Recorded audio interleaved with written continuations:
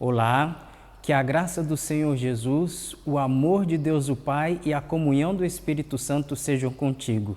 Louvemos ao Senhor e reflitamos em sua palavra.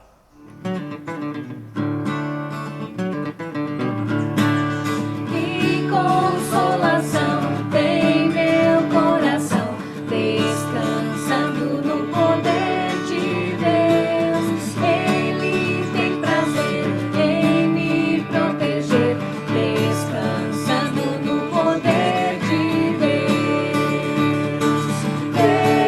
Descansando nos eternos braços do meu Deus, vou seguro, descansando no poder de Deus. Sempre avante vou, bem contente estou, descansando no poder de Deus. Tudo hei de vencer pelo seu poder, descansando no poder de Deus. Descansando nos eternos braços do meu Deus, vou seguro, descansando no poder de Deus. Não recearei, nada temerei, descansando no poder de Deus. Tenho paz e amor junto a meu Senhor, descansando no poder de Deus. Descansando nos eternos braços do meu Deus, vou seguro, descansando no poder de Deus. Lutas sem cessar hei de atravessar, descansando no poder de Deus. Não me deixará, mas me susterá, descansando no poder de Deus. Descansando nos eternos braços do meu Deus, vou seguro, descansando no poder de Deus.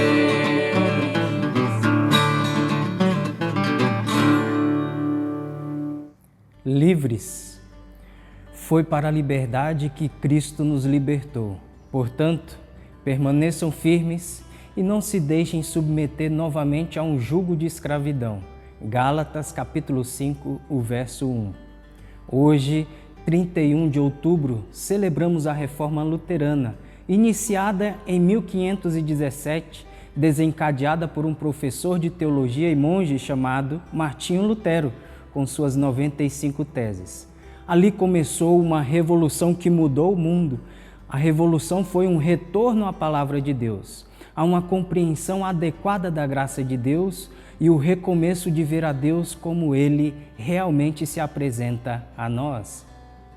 Se você ler sobre a Reforma ou assistir a algum programa relacionado a ela, você verá que todos os tipos de mudanças ocorreram no mundo, por causa do suporte de Martinho Lutero contra os falsos ensinos da igreja daqueles dias.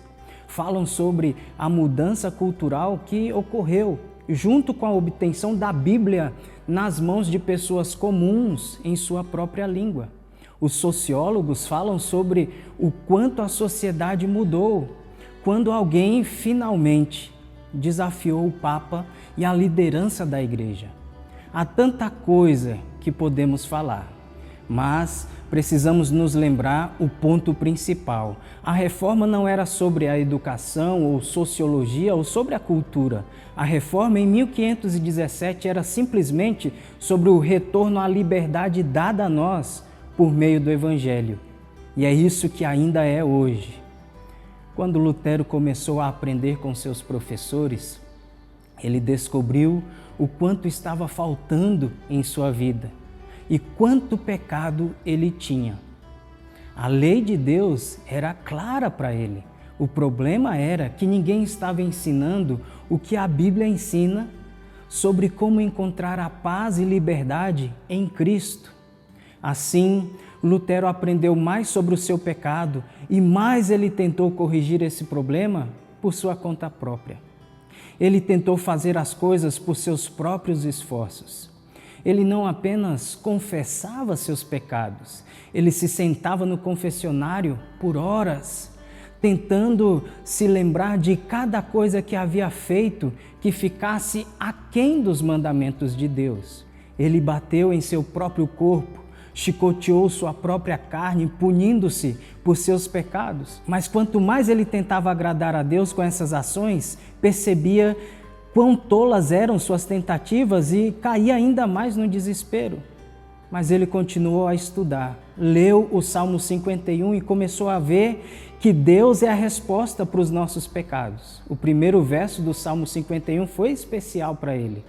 Tem misericórdia de mim, ó Deus, por teu amor, por tua grande compaixão, apaga as minhas transgressões.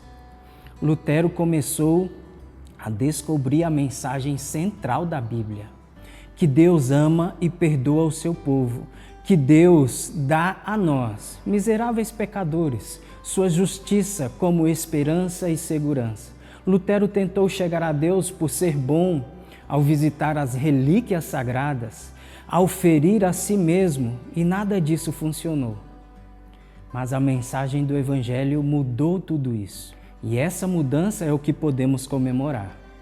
Este é o foco central da reforma, é o foco central da palavra de Deus.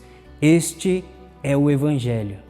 Que embora todos nós pecamos contra Deus, embora a lei deixe claro que nós mereçamos o castigo eterno de Deus, Ele nos deu a sua graça como um presente. Ele próprio é o sacrifício pelos nossos pecados.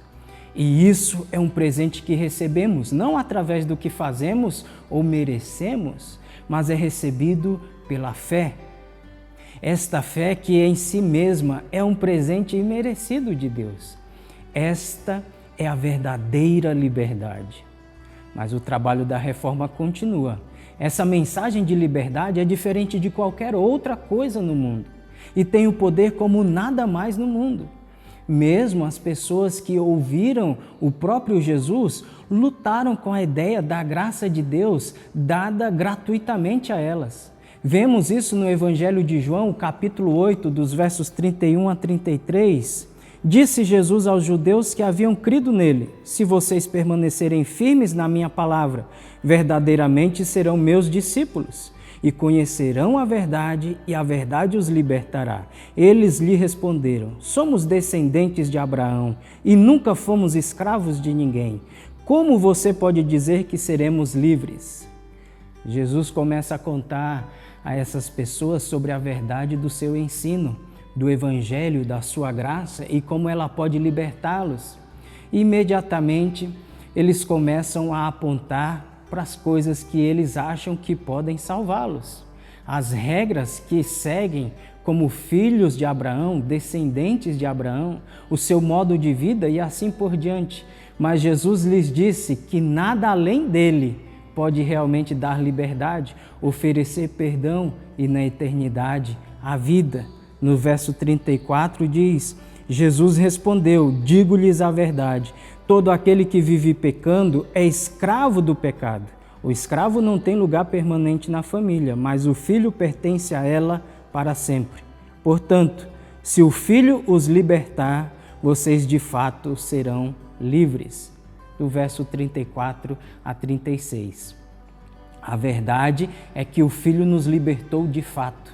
Ele nos libertou do pecado, pagando o seu preço terrível integralmente.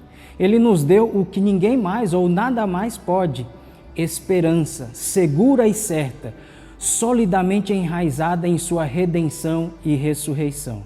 A mensagem da reforma é simples, não é sobre nós, é tudo sobre Jesus. Portanto, há muita coisa que podemos dizer hoje, Mas a coisa mais importante é o que Cristo nos diz no Evangelho. Portanto, se o Filho os libertar, vocês de fato serão livres. E irmãos e irmãs, é isso que vocês são. Amém.